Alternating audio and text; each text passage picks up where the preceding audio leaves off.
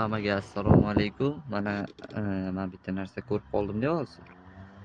Mana bu yerda mashina to'xtab turish mumkin emas degan belgi bor. Samarqand bozor, Siyob bozorining ro'parasida. Mana bu yerda Gayni mashinasi turibdi.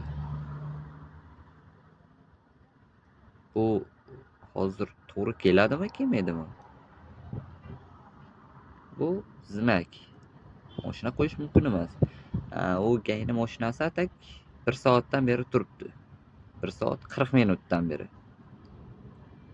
Men ozgina u orqarog'iga to'xtab qo'ygandim, menga u ko'rinayotgan bo'lsa, skutercha turibdi. O'sha yerda to'xtagandim. Menga o'tib yozib berdi Gayni mashinasi. O'sha Gayida. Bu mumkinmi, mumkin emasmi endi? O'zi qoida buzmayaptimi? O'ziga hamma narsa mumkinmi bularga? Qonun hammaga bir emasmi?